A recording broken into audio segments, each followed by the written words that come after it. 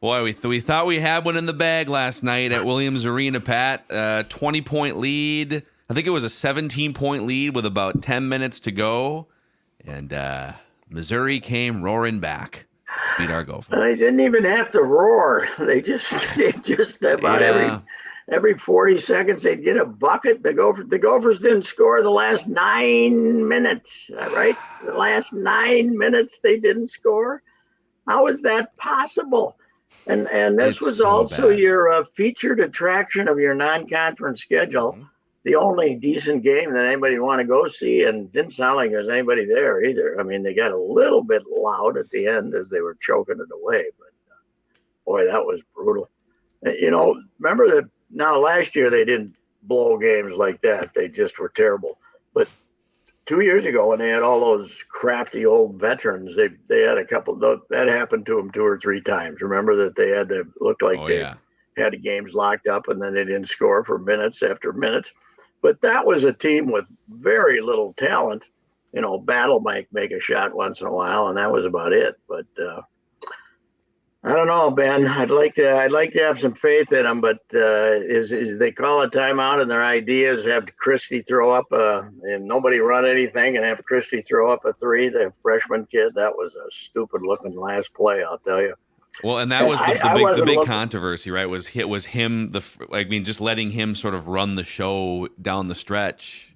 Yeah, that's true. Yeah, the veteran apparently the veteran guy, the graduate student from Howard University, was not real happy on the bench. Hawkins, He had some bad body language. I suppose they're invested in this kid considerably. They might be afraid if they don't really let him play a lot, he'll be out of here. He's a recruit. So, and he was their hotshot recruit, but he is not ready for anybody that's any good. That was, both of those 3s he threw. It was the second. They're calling the second one a jump shot, so that wasn't a 3. I thought it was a 3. What the last one he missed? Were you watching, Declan? I did not see the end of it. No, okay, we actually we were at Surly. We were at Surly watching this. Yeah, and we saw though a good dozen people, and like Mizzou fans showed up. They were around yesterday. Like really? We saw a good amount of Mizzou, and my fiance's a Mizzou alum, and I asked her if she wanted to go to the game a couple weeks ago, and she said no, I'm good. So I wanted to go actually, and she didn't want to go, so that was the deciding factor. Well, I thought it was a 3 that he threw up, but I was kind of watching from across the room. You're talking about like the second to last shot, like the last shot of the game. The last shot. Yeah, it was a 2. It was a 2. It was a 2. Okay, all right. Yeah. So he missed a 2 that badly. It was like 2 feet inside the arc, and then they got the rebound, but the follow up was a miss. And so if you're going to run something with him like that and just say do what you want to do. Don't you want him to throw up a 3 and win the game? I don't know. It's another 2 feet. I mean, I want them to just not give up a 20-point lead, right. that gets you to that point. Ben Johnson is taking a ton of heat. I follow some real diehard, passionate Gopher fans on Twitter, too, that would never turn on a coach, especially a Ben Johnson, but everyone's having a hard time with this one. This was was bad. They were trying to get a little more enthused, and it looked like they had some depth. It looks like they had 8, 9 players. A couple of guys were,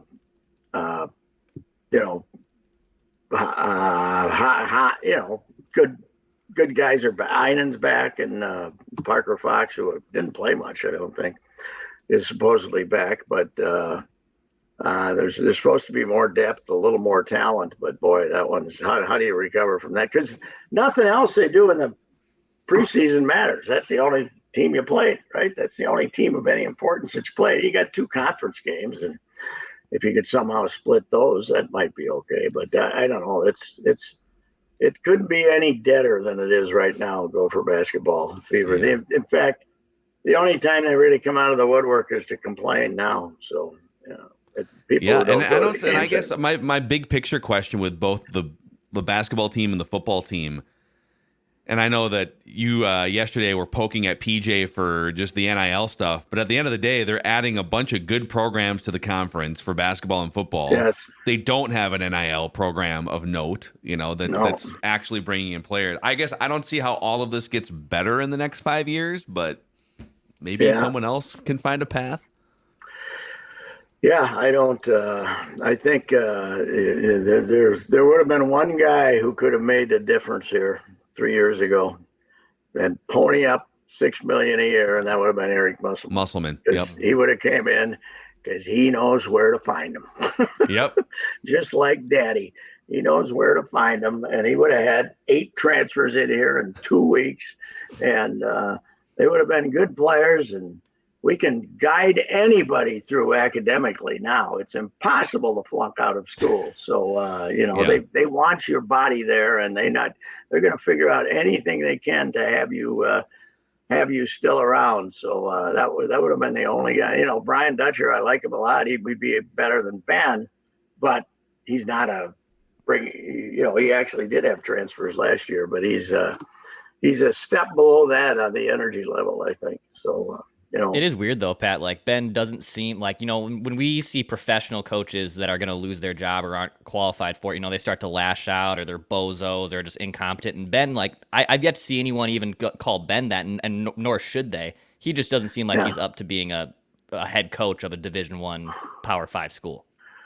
Yeah, he was a reach as a coach. He's a really good guy, and you were hopeful. That first year they found guys from Richmond and BMI and places like that, and they won some games and looked like they knew what they were doing. But I don't know. Dave Thorson, was a long-time successful coach at De La Salle, and then he was at Colorado. Then he was with that Nico at Drake, and then at Colorado State. I would have liked him to tap Ben on the shoulder in that last time out and say, but he doesn't do that. But he's an assistant. But say, we don't want to run it for him. We want to let Dawson get fouled, get the ball down there, and if they double team him, then throw it to somebody else. Or maybe, as was suggested, they bring in the point guard who's played for 5 years, that maybe he can figure out something to do. But I gotta admit, I turned it on for like a while in the second half and watched 6-7 minutes, and they're up 20. They were up 59-39 with 11 minutes left. I turned it back on. I was surprised. I would look to see what the final score was, and it wasn't final yet. So I went back over, and there's like 2 minutes left, and it's 2-point game. And I said, because Missouri looked like they didn't even have much interest in that game, and then they come back and win it. And hey, they're no good. Missouri's no good. This is a bad Missouri team. They got their number one shooter looks like me. He's a fat, short guy, and he's throwing up honor or something like that. But Missouri's gonna be a bad team in the Big 12, in the SEC. So that was just bad. I don't know. It's boy, talk about. It was pretty dead the last couple of years with Richard, but Richard's going crazy. I was talking about him yesterday in New Mexico, bringing in every transfer he can from every place in the world, and guys playing their 6th year, 7th year, and he's quit recruiting high schoolers. So. Yeah, he's an interesting one because he's kind of when the Gophers hired him, they probably hired him a year or two earlier than he probably should have. But he was, this up and coming name, and then he gets fired from the Gophers, winds up in New Mexico. This is kind of like pivot point of your career for Richard Pitino down there. I feel like. Yes, well, he'll do okay down there though. That's he'll, as he says. As he told a friend of mine, you can do anything you want to down here. It's not a problem. It's New Mexico. As long as there's not a shooting after the game, like at New Mexico State's basketball program when they had that little problem of attempted murder and stuff like that last year. So New Mexico doesn't. As long as you don't have that going on. Hey, that's the home of Norm Ellenberger, New Mexico. They loved Norm Ellenberger. He was a bit shifty, to say the least. So he was one of those guys that Bobby put on the bench with him in Indiana to kind of rehabilitate him after he'd been banned by the NCAA. So yeah, I don't know what. Nothing in this town has descended. It was, almost 30 years from 70 from when Muscle came to 71 till when Clem was leaving, and then we still cared early in the 2000s. So about 30 years we really cared. But and Patino had it going a couple of times. You did the the weekly we show. We did the coaches show. Yeah. Yeah. Tight. And he had it going, but boy, his last 3-4 years, and then now this, it's dead over there. And we've talked about this before. That arena, when it's empty, is a bleep hole. People can talk about Williams Arena when it's full. Well, it hadn't been full for about 6 years. So not even on his best day. And last night, you've put together this god awful schedule to get wins. The one team that anybody ever heard of comes in and you blow a 20-point lead. That's it. You're in trouble. Yeah, it's going to be. I think we'll see what happens. They've got the rest of the season to figure their stuff out, but I would be shocked if they go through another year where they're one of the 3-4 worst teams in the Big Ten. I would be shocked if Ben Johnson was still the coach. And he's a great guy, but man. Yeah. I was at Stout State Wednesday. I'm doing a piece on this Caleb Williams, who scored 41 against the Gophers, and McAllister was playing over there. Yeah. And Stout had this kid, Blake Fox or something, and he was a big kid, and he was running the court, and he scored 30-some points. And I was talking to the Mac coach yesterday, and I said, man, that kid was pretty good, number 11 for Stout. And he says, that's Parker Fox's kid brother. Okay. Yeah, he was over there at Stout State. He was a really good player. Now, that was a good basketball game, 102-93. That's up and down the court. Let's go. That was a good basketball game. Yeah, more fun than last night's grind to 65 points or whatever. Hey, Vikings in Denver this Sunday, Pat.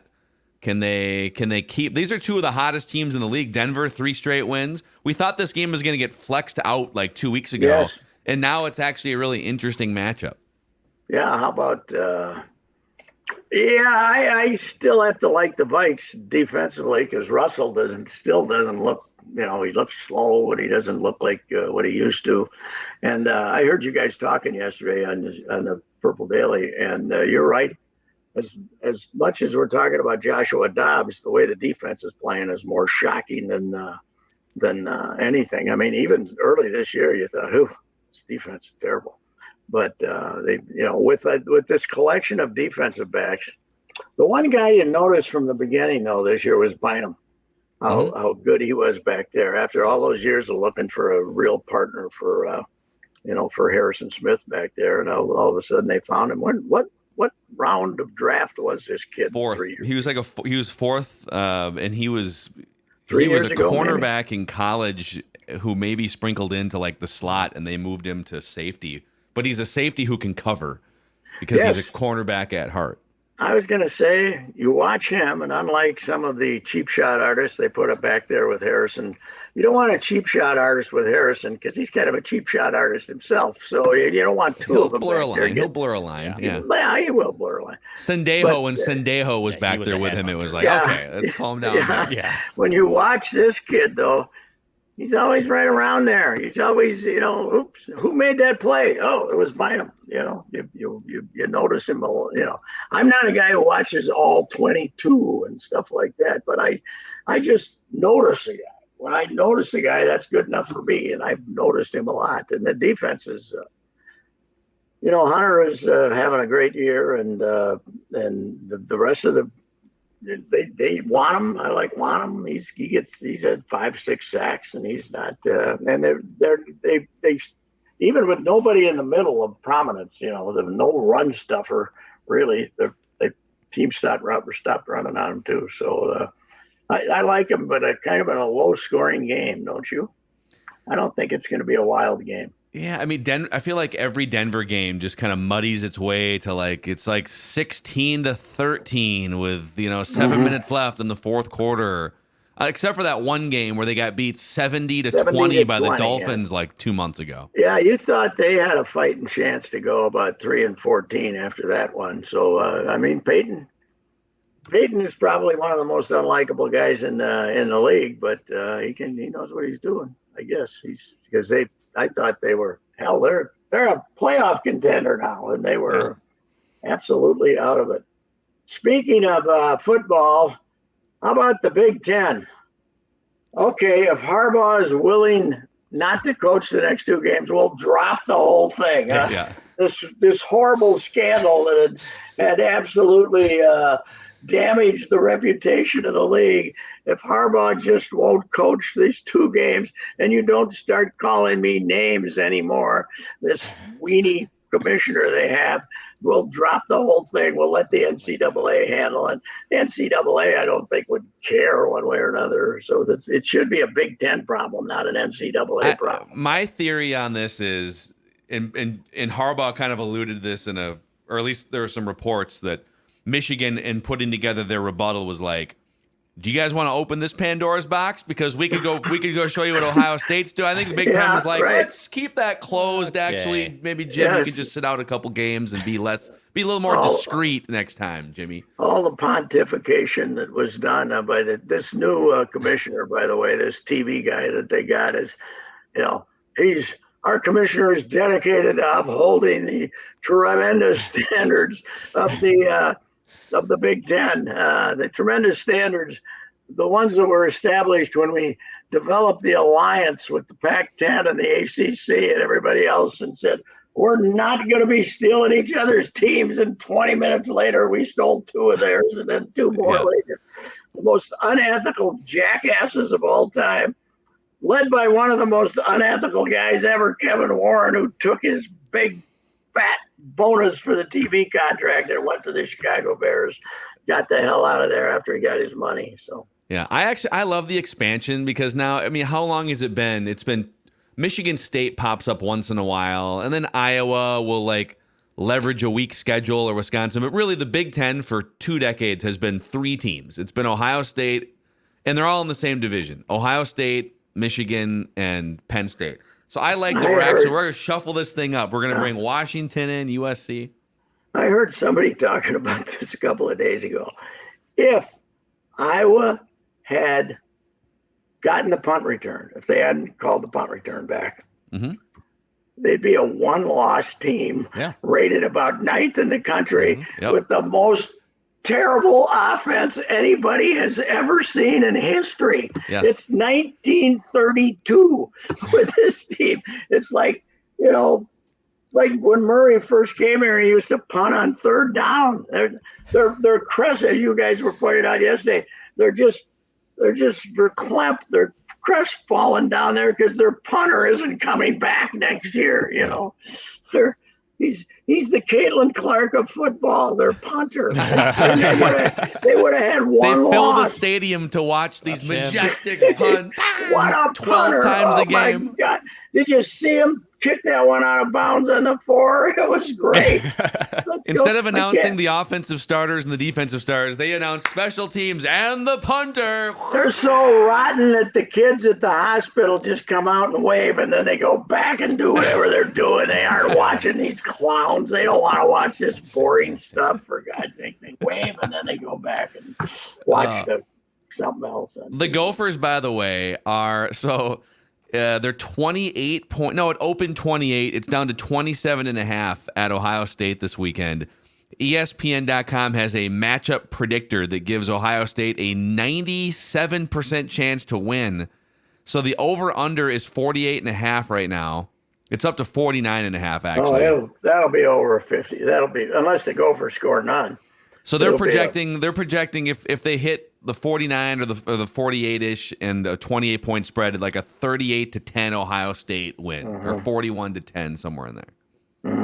Go get them, Gophers. Yeah, that's about right. Ohio State won't. They're not going to. When the Ohio State crowd comes in on Saturday, they're worried about playing Michigan a week from now. They're not. It's not like there's a lot of focus on the Gophers here. Could be a trap game for Ohio State. Oh yeah, it could be. It could be a trap game. Well, I don't know. Our coach has made about 2 concession speeches this week, right? We're so banged up we can't play, and all our players are going to lead back on the NIL bandwagon too. He's, Mr. Positive, who, by the way, if you go back to September, was effusive in the praise for this team here and how excited he was to have it. What happened? What happened? You got 3 guys hurt, and all of a sudden you're terrible. I don't get it. Yeah, I think we're seeing I think we saw the peak in 2019. Yeah. It was a great run, 11-2. They beat Auburn on New Year's Day. We'll always have 2019. That's true, but we'll have PJ for about 3-4 more years because there's not going to be a lot of invitations unless he wants to go to Iowa State after Campbell leaves or something like that, which I doubt. So. Yep. Hey, tell the audience about your favorite place to buy cars, Pat, before we... You know what I was thinking about our guys, Jim Paul and Brett Paul at the Valley Group GM dealers? You can trust them. They're your guys, in the car business. You like the guys you can trust. Yeah. They're not shifty. I obviously trust these fellows because I've and everybody out there, and because I've bought 5 straight cars from them for about 15 years now. I've been buying my cars at the Valley Group of GM dealers. They got some great looking machines. Yesterday, I was driving out in the area and took a look at some of the new stuff they have out there. I'm not tempted yet, but that move could be coming. In fact, if I didn't have to fix the pool, I probably would have gotten a new car. But anyway.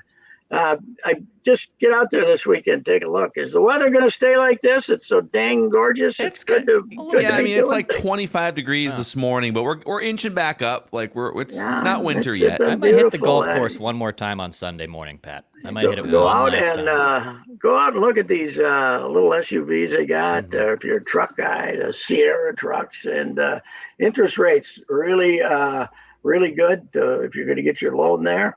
And just great vehicles, and they'll take care of you once you buy a car too.